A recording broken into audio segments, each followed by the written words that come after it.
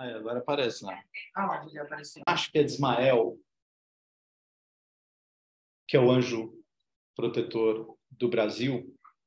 Eu até já li uma vez a prece dele aqui, que é linda. Minha mãe gostava muito. Que mostra um dia ele vai meditar um pouquinho, fazer um evangelho, e imediatamente ele é alçado para uma dimensão infinitamente maior do que ele estava.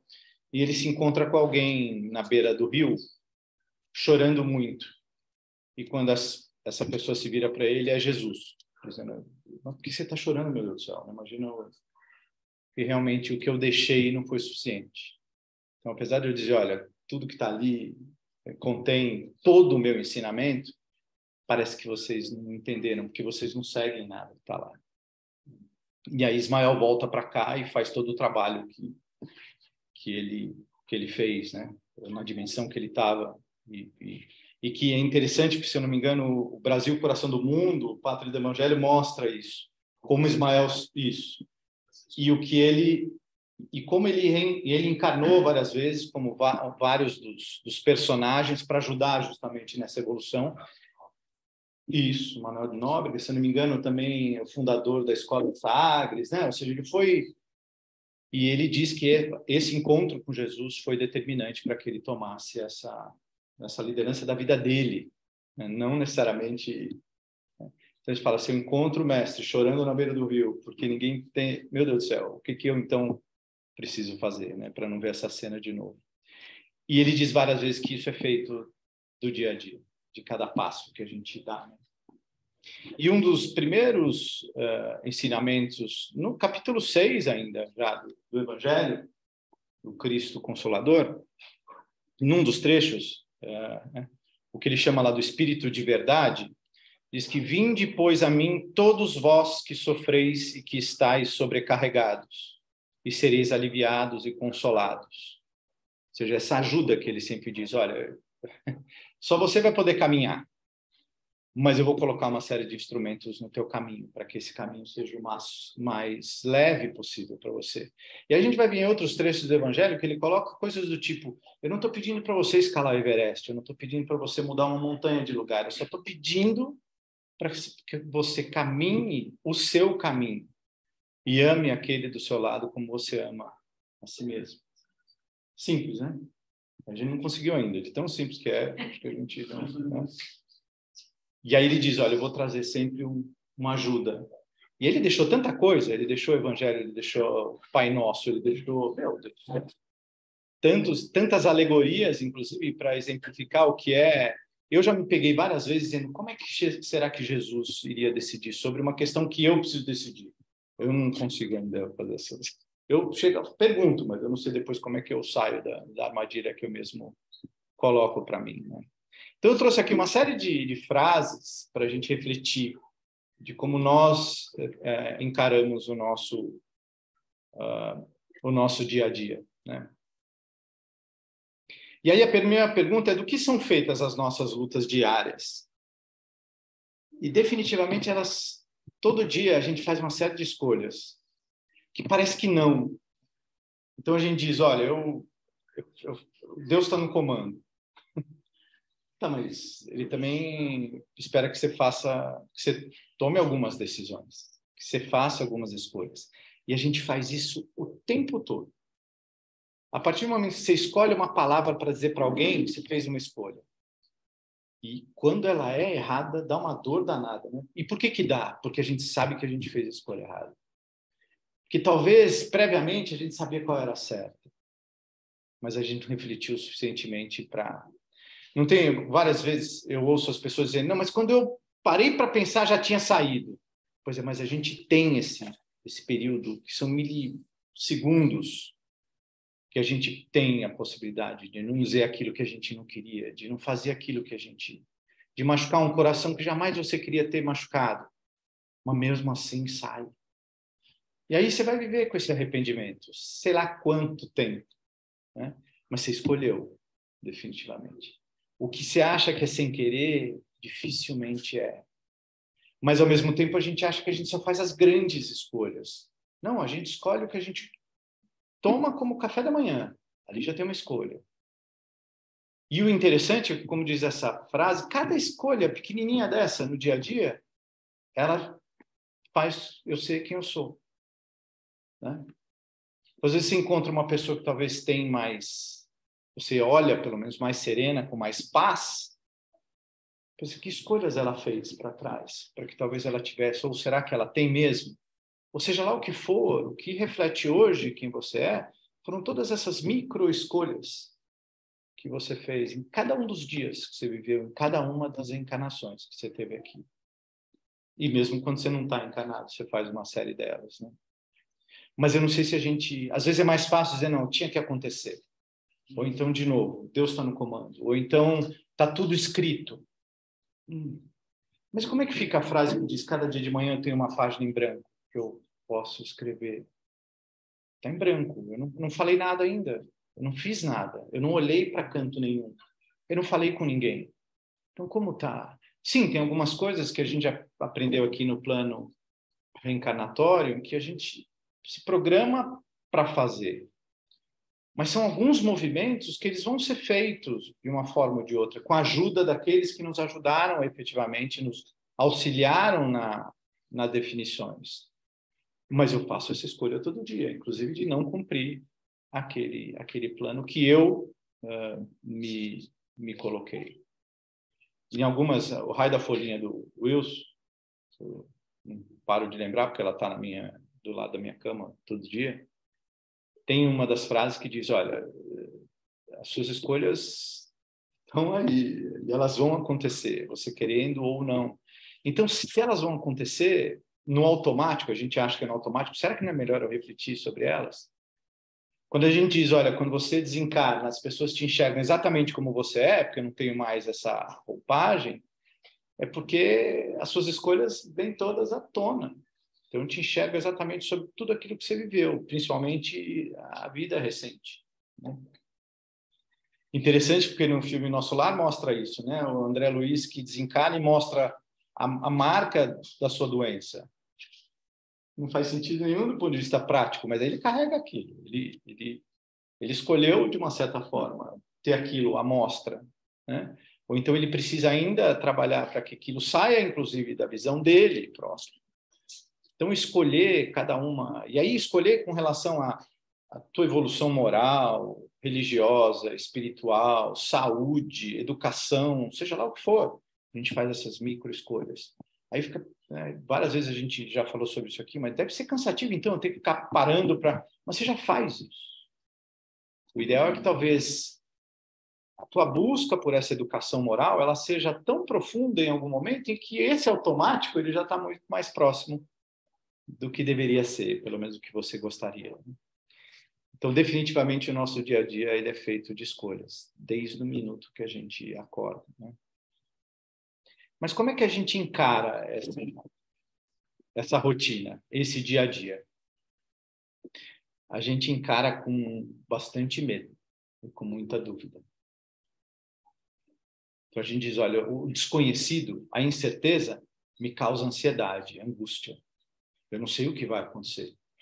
E mesmo assim, Jesus vem e mostra, olha, tem um negócio aqui que se você entender como funciona, talvez essa angústia, essa incerteza, a angústia pela incerteza, ela vai ser bem menor do que você imagina, porque se você pensar que você vai colher aquilo que você plantou, então se você plantar, você sabe que você vai colher. Então que incerteza é essa? Não estou entendendo o que você está dizendo, não sei o que vai acontecer. O problema é que a gente esqueceu o que a gente plantou. Ou a gente nem prestou atenção no que a gente plantou. E pior, a gente quer colher aquilo que a gente não plantou. Aí é melhor ainda, né? Então, ontem eu plantei um espinho, mas eu não vi, eu não prestei atenção. Aí, hoje de manhã, eu quero colher uma fruta linda, suculenta. Mas aquele espinho, fica com quem? E aonde você vai arrumar essa fruta que você não plantou? Só vai vir espinho. Então, por isso que essas escolhas, mais essa visão de que cada escolha é uma semente que eu coloco, por que eu digo que eu vou ter incerteza? Por que eu digo que eu tenho dúvidas com relação ao futuro? Óbvio, você não sabe talvez qual vai ser a temperatura amanhã às 4 da tarde. Mesmo que te digam, né? Porque a turma erra feio. Mas da tua vida, dos teus sentimentos, da segurança que você tem com o caminho que você quer seguir, não deveria ser tão difícil. Mas é o que a gente se debate todo dia, né? Eu lembro eu já mencionei isso aqui, um estudioso que disse que logo depois de 11 de setembro, principalmente pelo lado do mundo nosso aqui, que foi uma grande tragédia, né? Não da mesma forma vista do outro lado, dizia que quando acontece uma tragédia muito grande, eu tendo a voltar para o passado, porque já gera muita incerteza. Puxa, se aconteceu isso, o que pode acontecer amanhã? Então, eu vivo uma nostalgia. Não quero mais falar para frente, eu quero só falar para trás, porque o para frente me dá mais ansiedade ainda. Isso a gente viveu durante algumas décadas, desde então, com o desenvolvimento de uma série de produtos, serviços nostálgicos, ou retrô, seja lá o que for. Por quê? Porque as pessoas estavam querendo se apegar a algo que ela já conhecia, não um desconhecido. Então, a gente vive, sim, o nosso dia a dia com medo e cheio de dúvidas. Não sei para onde eu vou, não sei o que eu faço. E eu estou dizendo isso, somos todos nós. Eu, pelo amor de Deus. Por que você acorda de manhã de vez em quando dá aquela virada, principalmente segundona? Aquela virada no estômago. Ai, meu Deus do céu, como é que vai ser essa semana? Eu acho que eu não passo essa semana. Com certeza eu não passo essa semana. Eu não vou conseguir enfrentar hoje o trânsito, eu não vou conseguir falar com o André, porque ele me enche o saco já na terça. Hoje é segunda, terça, tem até sexta ainda. Ou seja, isso tudo a gente vai se debatendo e passa fazendo escolhas. E talvez plantar medo e dúvida todo dia. É uma escolha que eu faço também. Mas tem dias também, porque quando a gente fala de escolhas, a gente só pensa no que eu erro, né? Mas e quando você acerta também? E quando você começa naquele dia bem, mais confiante, mais calmo, mais certo, mais sereno? Pô, se você pudesse repetir isso, ia ser bem legal, né? Talvez no dia anterior você tenha se preparado mais para esse dia que vem. Por isso a gente fala sempre aqui, né, nesse curso, já fazendo propaganda de novo, diz a importância de você se preparar para dormir e assim por diante, para isso. Para que esse plantio, essas escolhas, aconteçam a cada minuto da sua vida. E aí, já que eu vivo cheio de medo e dúvidas, eu saio tropeçando em tudo e em todos, todo dia, né? E eu acho essa frase muito interessante, porque às vezes eu fico olhando para o outro dizendo, você, Luiz, você tem esse defeito. Por isso que, tá vendo? Por isso. Então, mas deixa o Luiz resolver o dele, né? Concentra no teu aí. Parece que muitas vezes é isso, né? Se eu descubro que o André, por exemplo, tem uma ferida, aí vira uma arma poderosa. Somente em casa, assim, irmãos, mãe, pai, cunhado. Cunhado descobre feridas muito rapidamente. E aí eu vou lá e cutuco. Isso só piora, né? E aí isso aumenta a minha ferida. Não... E, de novo, é uma escolha que eu fiz, os argumentos que eu uso, seja lá onde for, na escola, no trabalho, em casa, numa reunião. A gente comete esses erros. De novo, eu não estou falando aqui porque... eu estou falando aqui porque eu preciso ouvir isso tudo que eu estou falando. Eu sempre disse para vocês, aqui para mim sempre foi uma grande terapia, né? Para ver se eu... E você vê que eu não paro de vir falar aqui, né? Porque realmente o negócio não está funcionando muito bem. Vem, vai. A sua mulher está em intestino. Ah, com certeza. Ela é a maior. Meu Deus do céu. Tentando aguentar o processo. Tentando. Ela vive muito desses meus defeitos. Todos eles, basicamente, né? Sem nenhuma censura. E é isso, né? E são as lutas que a gente... Eu tenho um amigo que diz isso, casar é fácil, o duro é se manter casado. Que é isso? Como é que você aguenta? Ou então eu fico preso em alguma coisa que eu fiz, ou boa ou ruim, e que não me deixa muito ir para frente, né?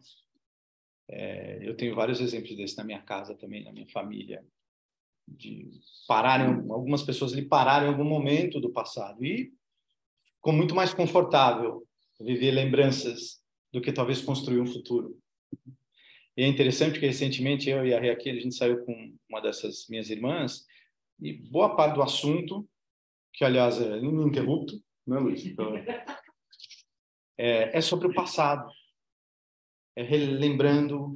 Aliás, o Luiz ele envelheceu muito depois que ele fez terapia, né, foi o psicanalista delas, porque as duas estiveram com ele durante um período, acabou com a vida dele. O Luiz tinha um cabelão assim, parecia o Sidney Magal, mas aí ficou assim. Por causa dessa, né? Do cabelo ou das minhas irmãs?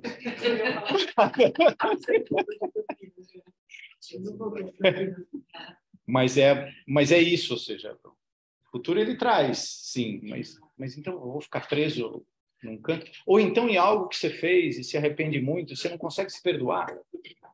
Pelo amor de Deus. Né?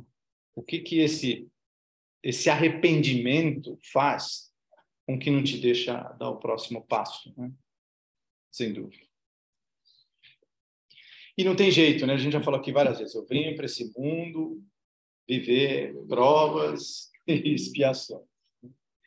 Quem colocou o D aqui acertou muito bem nesse negócio, né? Que é realmente anos de janela e com todos os tropeções que a gente dá, se ensina muito.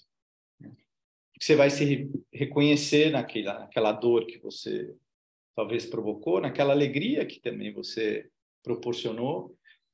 Isso tudo te traz o conhecimento. A gente fala aqui o tempo todo, você precisa se conhecer, você precisa conhecer as suas reações, você precisa conhecer os seus sentimentos, você precisa conhecer talvez essa lei de dar e receber no dia a dia. Né? E para nós é efetivamente tentativa e erro. Jesus até disse, olha, para ajudar um pouco, para você dar menos cabeçada, tem umas leis aqui universais que eu vou te ajudar a entender. Se você entendê-las, poxa, talvez esse tentativa e erro vai ser minimizado.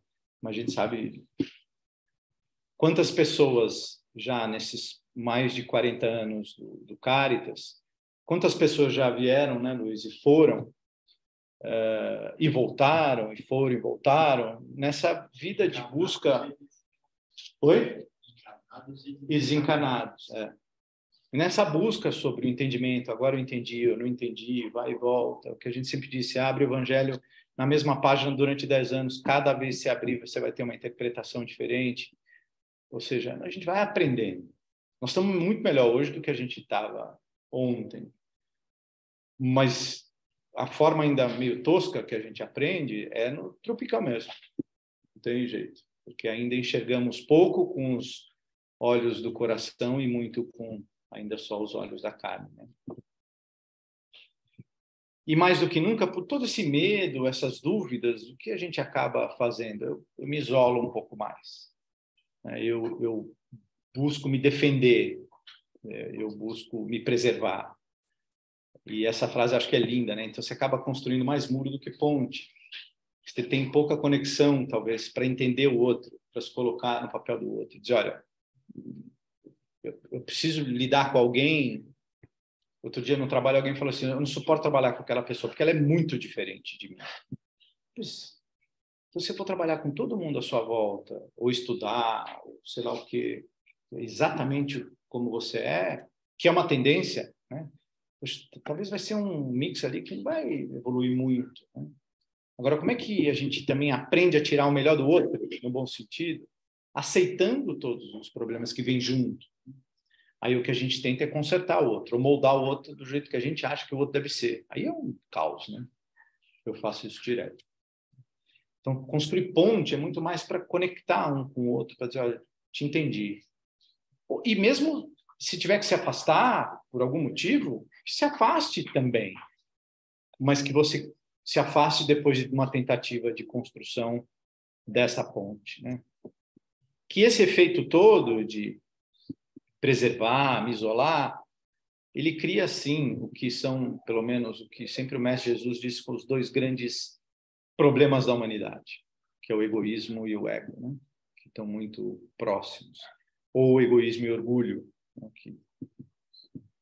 Que é aquela visão de que eu sou melhor, e por ser melhor eu preciso só encontrar os melhores, e lidar com os melhores, e eu sei mais, Possivelmente, do jeito que a gente conhece o mundo, isso vai te ajudar, talvez você a a galgar aqui passos largos, mas é o que ele diz, talvez vai chegar um momento em que isso vai te deixar mais isolado ainda, né? Porque é óbvio, é o que você está plantando, né? Você está plantando a individualidade, né? Essa preservação, né? Exclusividade. E é interessante que muitas vezes eu baseio muito... Eu vi outro dia uma frase assim, TikTok. Aquilo que o outro acha de você é problema dele, né? Que é exatamente isso, ou seja, eu não... Se eu for basear ou usar como referência o que o outro diz, óbvio, se eu conheço, tenho uma afeição, ele me conhece, é aquilo que você constrói, essa ponte que foi construída. Aí é uma interação, né? Mas do nada, alguém, uma relação mais superficial, ela te caracterizar e dizer, ó, você é assim, o assado, esse é um erro, porque nesse exato momento você coloca ela numa posição que ela não pode estar. Ninguém pode estar, né? Como você também não, né? Definitivamente. Então, muitas vezes a gente olha no outro como sendo, olha, a verdade absoluta, o exemplo absoluto, e a gente para de olhar. Porque a mesma coisa, se prender no passado, é viver a vida do outro, né?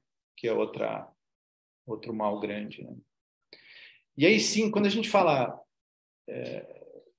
comumente essa frase tem um sentido de... Parece que a gente tem que sair rindo pela rua, distribuindo flores, né? E não é esse o ideal, né? Para mim, espalhar o amor é isso, pensar um pouco mais no que vai fazer, nas suas escolhas, quem está ao seu lado, se está, o que você tem que fazer para que essa ponte fique cada vez mais firme. O amor não é essa visão, e, de novo, não é um amor ainda à la Jesus, a gente não consegue ainda, mas é entender que é o caminho para se chegar lá. A gente sempre disse isso aqui, né? Amar o inimigo. Você fala, cara, como é que isso é possível? Eu tenho vontade de esganar. Então, como é que... Lembra, a gente falou, um dos primeiros passos é talvez não desejar o mal. Isso já é e assim eu vou... Que tem a ver com, de novo, nós estamos falando apenas temas todos que estão contidos no Evangelho e tem a ver com perdão, dar e receber, com esse amor ao próximo. A gente consegue identificar a necessidade da harmonia de conviver em sociedade. Isso para mim é espalhar o amor, não nessa visão de, né, de sair abraçando todo mundo na rua, porque você também não vai conseguir. E possivelmente isso também não vai te fazer bem. Eu acho que é muito mais saber onde você está, do jeito que você está, mas definitivamente tentar eliminar essas escolhas que possivelmente não vão te trazer muitas alegrias, né? E aí, eu acho que termina aqui com uma outra colocação de Jesus no Evangelho, que é a primeira e segunda, né, a primeira e última página aqui, que quando ele diz o mestre nos garantiu a vitória, parece que o negócio está vendo, está tudo escrito. Não, ele está dizendo que não importa o caminho que você vai fazer, você vai chegar no reino de Deus. O teu destino é um só, reino de Deus. Então ele diz, já está garantido. O tempo que você vai levar, o volume de arranhão e band-aid que você vai chegar lá, aí depende de você. O tempo que você vai levar e a forma. Mas todos nós chegaremos. Mas o que ele diz é, olha, então está garantido isso, né? No tempo e no espaço. Com seu amor incondicional, ele só quer que tenhamos o mérito reconhecido pelo Pai. Que não tem, para mim, uma frase mais linda do ponto de vista de amor incondicional. Olha, se eu sei que você vai chegar lá, eu poderia muito bem te pegar aqui e botar aqui, ó, pum. Mas ele está falando, não, eu quero que você tenha o mérito dessa vitória, de caminhar nessa visão de, olha, o que é sólido e perene é construído todo dia, porque a hora que você chegar lá, você vai ser aquela pessoa consistente, que viveu tudo o que precisava ser vivido, para dar cada passo com a solidez e a firmeza possível. E aí sim se tornar mais um aliado ali do reino para ajudar a trazer mais um monte de gente. Para tentar talvez passar a tua experiência desse caminhar para outros que ainda estão talvez em estágios ainda iniciais, né? Como nós estamos hoje. Acho que eu já ouvi algumas perguntas, né? Principalmente no curso esse, diz, olha, E se ele me garante onde eu vou chegar, por que ele já não me põe lá? Né? Pois é, o que a gente às vezes faz com o filho, né? Você tenta queimar etapas e não é o que ele... Por isso esse processo, que ele fica só observando e nos ajudando. Tenho certeza que quando ele olha a gente tropeçar e cair, ele fica olhando e falando, ele vai levantar. Mas dói. Alguém que sofre com isso é ele, né? Mas se a gente imaginar que o amanhã é o que eu plantei hoje e que o caminho final é esse que ele está falando, por que será que a gente tem tanta angústia? É isso, gente, que eu queria que a gente falasse hoje, só para refletir no nosso dia a dia. E espero que eu também veja essas frases, ver se eu consigo entendê-las, para que eu possa utilizá-las também no meu dia a dia. Era isso.